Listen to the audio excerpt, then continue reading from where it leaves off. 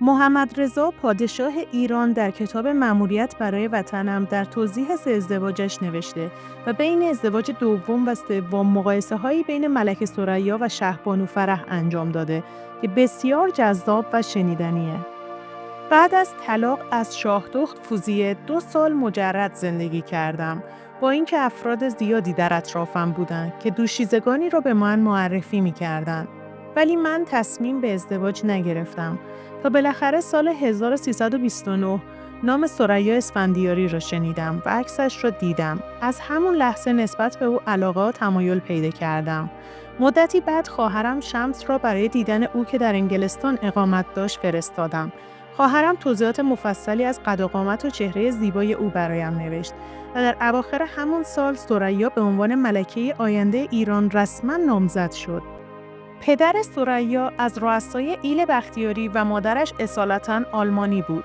از آنجا که پدرم عشایر ایران رو سالها پیش خلع سلاح کرده بود و اونا رو تحت مراقبت حکومت مرکزی درآورده بود، رؤسا و خانهای عشایر اعتقاد خودشون رو از دست داده بودند.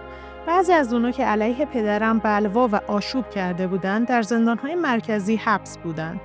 اما باید عنوان کنم که اکثر رؤسای عشایر ایران دارای معلومات و تحصیلات عالیه بودند و معمولاً فرزنداشون رو برای کسب علم و هنر به خارج از کشور می‌فرستادن.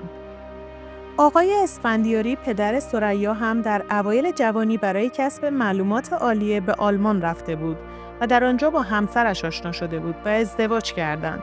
حاصل ازدواج آنها دختر بسیار زیبایی به نام ثریا و پسری به نام بیژن شد.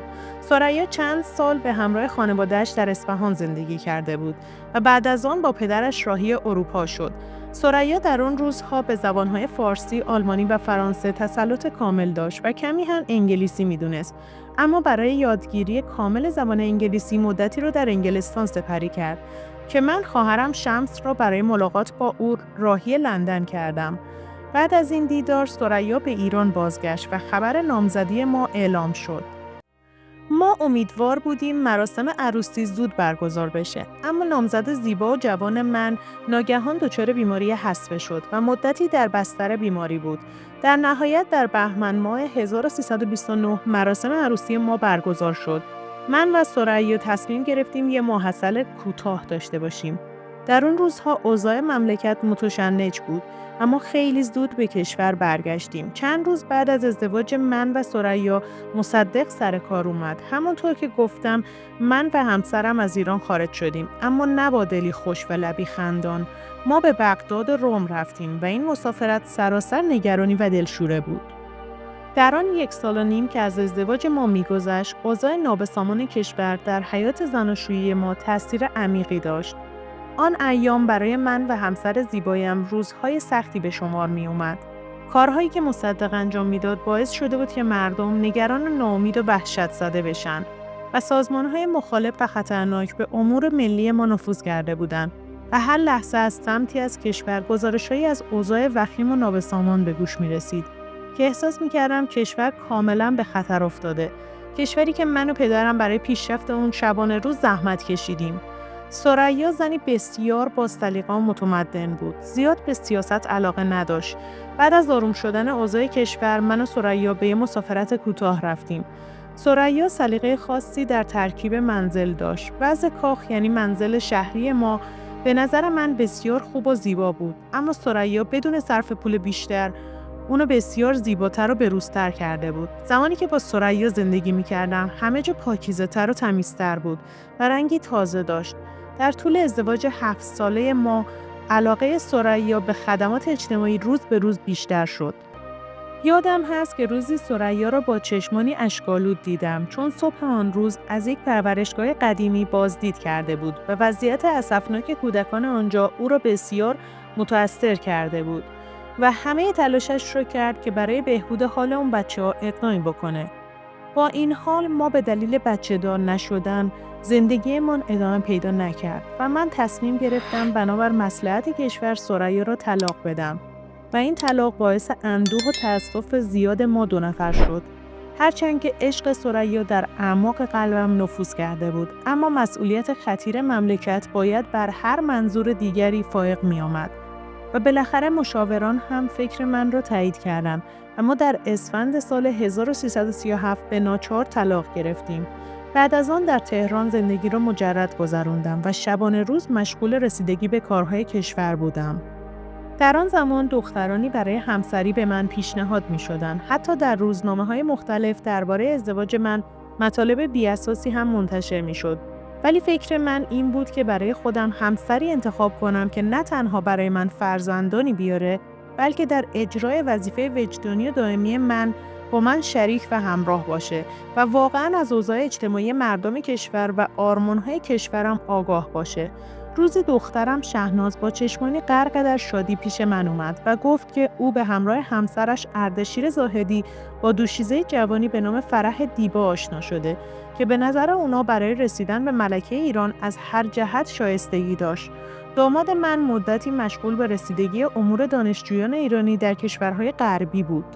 به من گفتن این دوشیزه 21 ساله است و برای مشورت در امور تحصیلی خود در فرانسه به اردشیر زاهدی مراجعه کرده. من هم طبعا میخواستم از سوابق خانوادگی، تربیت و میزان تحصیلات و شخصیت این دوشیزه جوان باخبر بشم.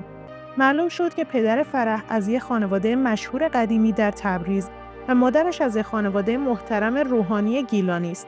جد پدری فرح تحصیلاتش را در یکی از مدارس نظامی روسیه به پایان رسانده بود و در دوره سلطنت قاجار به خدمت ارتش در اومده بود. پدرش قسمتی از تحصیلاتش رو در روسیه و بعد از اون در فرانسه ادامه داد.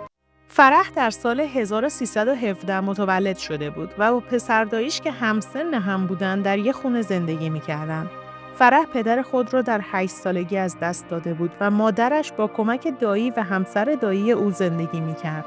دوشیزه فرح به مدرسه ایتالیایی‌ها در تهران رفته بود و اونجا تحصیل کرده بود. مدتی بعد مادرش او را به مدرسه دخترانه دیگری در تهران به نام ژان دارک برد و تا سن 16 سالگی هم آنجا تحصیل کرد. در اون دوران فرح علاقه زیادی به ورزش پیدا کرد و 4 سال به بازی بسکتبال مشغول بود و به مدت 2 سال سردسته بازیکنان بسکتبال تیم دبیرستانش بود.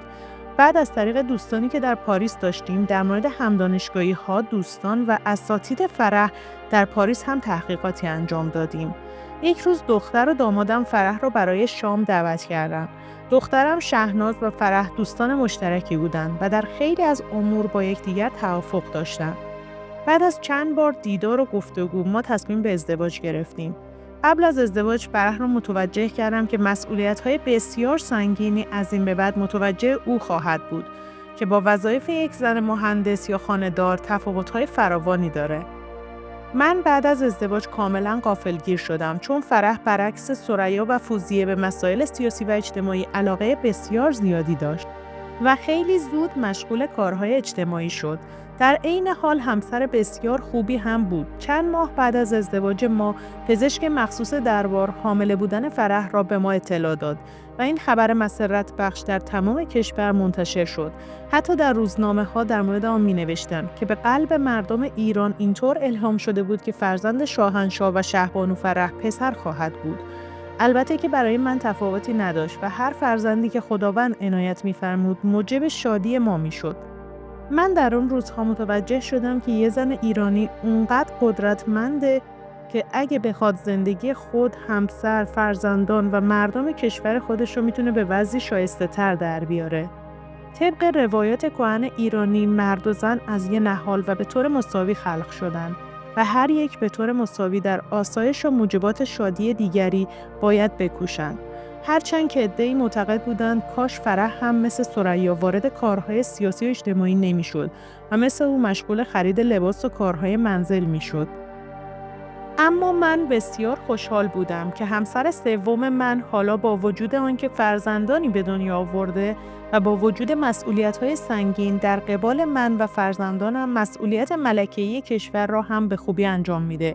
انگار که فرح از روز اول ملکه به دنیا اومده بود. ممنونم که تا آخر این ویدیو منو همراهی کردید. اگه این ویدیو رو دوست داشتی لطفاً لایکش کن تا بیشتر دیده بشه. اگر هم تا حالا عضو کانال نشدی از پایین همین ویدیو کانال رو سابسکرایب کن و زنگوله کنارش هم بزن تا اولین نفری باشی که ویدیوها رو میبینی.